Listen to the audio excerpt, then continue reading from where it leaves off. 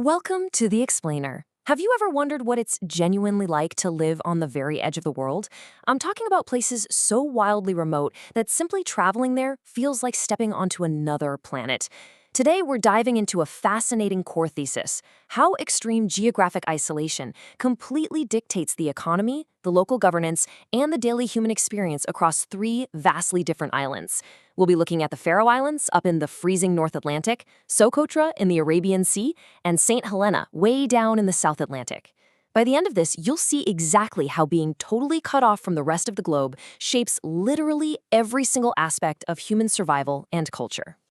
Here's the roadmap for today. 1. Comparing remote island worlds. 2. Geography and local economies. 3. Past isolation, modern governance. And 4. Voices from the edge. Section 1. Comparing remote island worlds. Let's look at the sheer scale of remoteness across our three case studies. When we lay these three out side by side, you immediately get a sense of just how different isolation can be depending on which ocean you're stranded in. The Faroe Islands are actually the least isolated of the bunch. Even though they're in the extreme North Atlantic, they maintain regular shipping lines and daily flights, which heavily supports a massive 90% fishing economy. But then, you contrast that with Socotra in the Arabian Sea. Access there drops dramatically to just one or maybe two flights a week, which means the economy has to pivot entirely to localized foraging and rare tree farming. And then you have St. Helena in the South Atlantic. We're talking extreme isolation here, just one single flight a week coming in from South Africa. Because of that, their economy relies on highly niche exports like rare coffee and extremely limited tourism.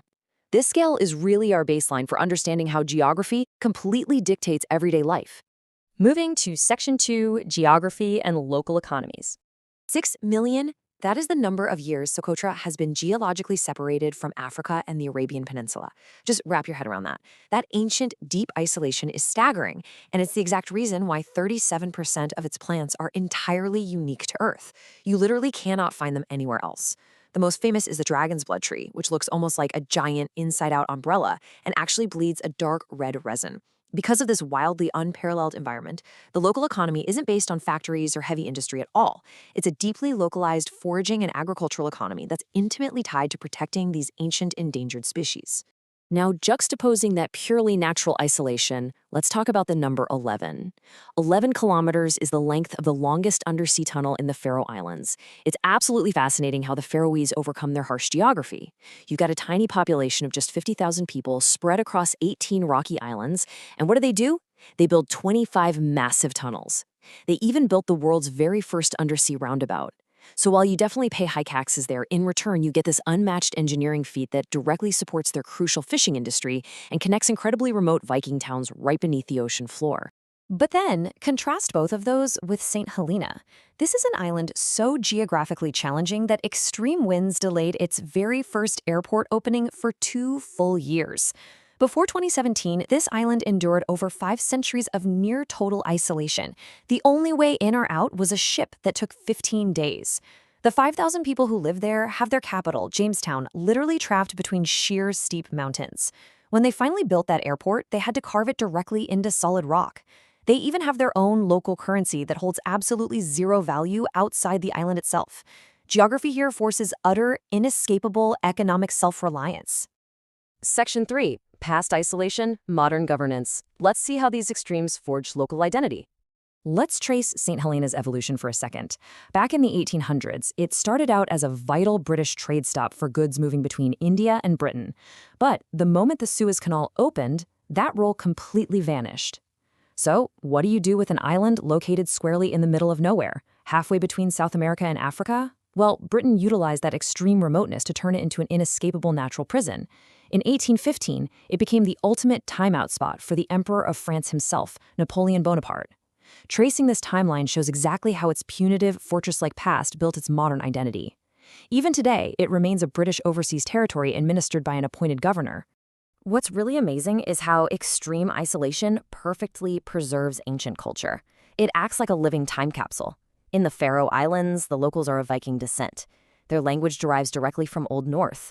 And if you go to a wedding there today, they'll still be performing traditional chain dancing in full, layered traditional clothing. Compare that to Socotra in the Arabian Sea. The people there speak Socotri. It's an ancient Semitic language that isn't even written down. it is entirely spoken.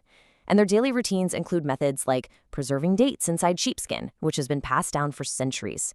Complete isolation freezes these cultural practices perfectly in place. In that isolation, it breeds incredible independence. Take the Faroe Islands again. Technically, they belong to Denmark, but their geographical separation has fostered this fiercely independent, self-sufficient attitude. They have their own flag, their own language, their own national anthem, and that unmatched infrastructure system we talked about earlier. Ask a local, and they'll tell you they don't feel attached to Denmark at all. In fact, their local governance is so trusted and tightly knit that you can literally find the Prime Minister's personal phone number right there in the public directory. How wild is that?